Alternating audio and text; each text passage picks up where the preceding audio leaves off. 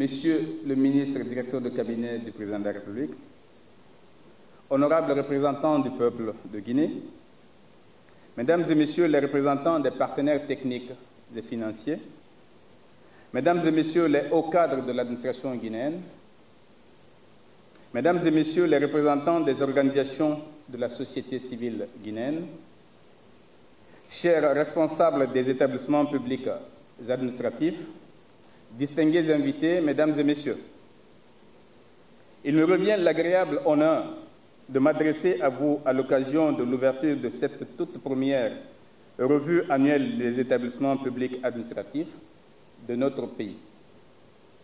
Une revue qui s'inscrit dans le cadre du renforcement de la gestion des finances publiques et de l'amélioration de la gouvernance économique nationale.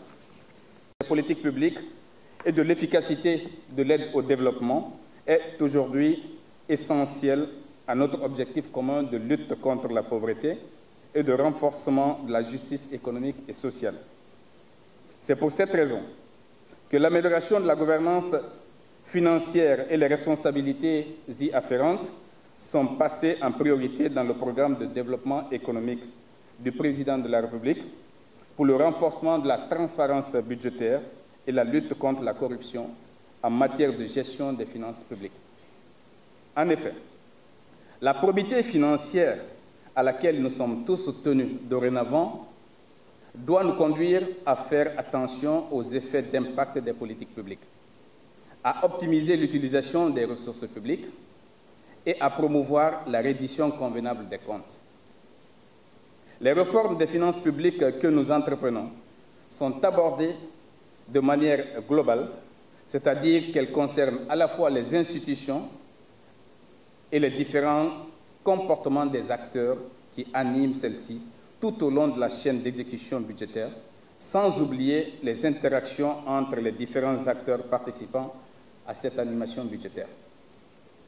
C'est pour cette raison que je salue ici, du haut de cette tribune, deux familles de réformes majeures initiées par le président de la République qui marqueront à jamais l'histoire économique et financière de notre pays. La première famille a porté sur le renforcement des fonctions exécutives de gouvernance dans la gestion des finances publiques. Cette importante réforme a permis notamment l'adoption d'une nouvelle loi organique relative aux lois de finances et d'un règlement général de gestion budgétaire et de comptabilité publique. La deuxième famille de réformes met l'accent sur la consolidation des institutions impliquées dans l'animation budgétaire. Il s'agit, entre autres, de la transparence budgétaire, de la reddition des comptes, mais aussi des contrôles externes que notre Parlement et notre société civile sont amenés à exercer. Excellences, Monsieur le Premier ministre, Mesdames et Messieurs, il paraît évident que ces deux familles de réformes sont complémentaires. Toutefois, je voudrais attirer votre attention sur la deuxième qui élargit à l'avenir le nombre d'intervenants en matière d'animation budgétaire au-delà de la sphère exécutive traditionnelle. C'est d'ailleurs en application de cette mesure que nous organisons le tout premier débat d'orientation budgétaire au cours de ce mois de septembre au Parlement. Vous comprendrez donc l'importance pour le gouvernement de faire relayer les réformes qu'il entreprend au niveau de ses services déconcentrés, comme les EPA, et de s'assurer de leur suivi effectif. Ceci est d'autant plus important que ces services sont des instruments incontournables de mise en œuvre de nos politiques publiques. Et c'est justement l'objectif des journées que vous ouvrez ce matin, Excellence, Monsieur le Premier ministre.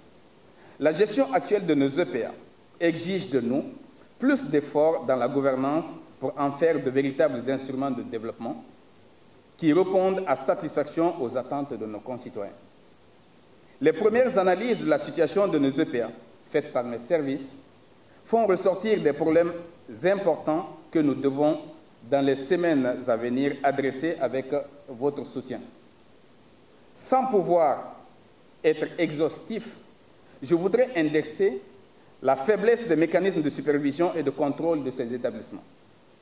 L'existence de multiples EPA fonctionnant avec des cadres institutionnels incomplets, voire inadaptés aux nouvelles législations, la séparation rarement nette, mais pourtant importante, entre les fonctions d'ordonnateur et de comptable public de certains EPA, l'absence d'une culture de redevabilité dans l'exercice de leur mission. La conséquence de cette situation est que nombre d'EPA fournissent des services publics dont la qualité est en dessous des attentes de nos populations. Je ne parle pas des ressources publiques plus ou moins conséquentes que certaines d'entre elles mobilisent et dont l'utilisation n'obéit pas ou obéit peu aux réglementations en vigueur.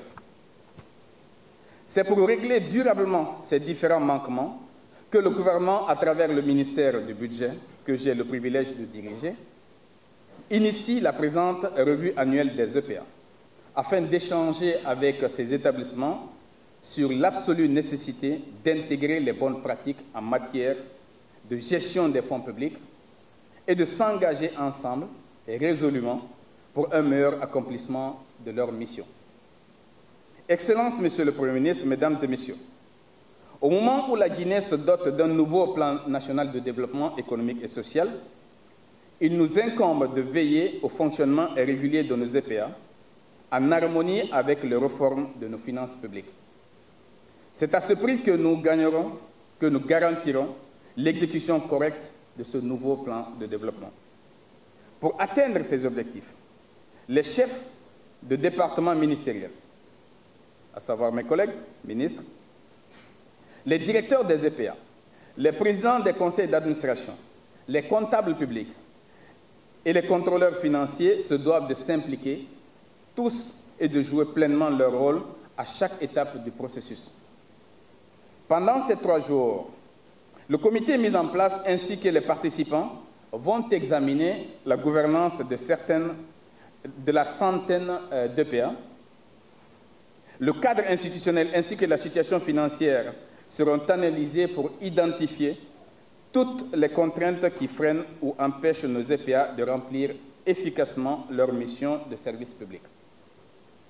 Des rapports individuels ainsi qu'un rapport synthétique vont être produits et soumis à l'appréciation du gouvernement.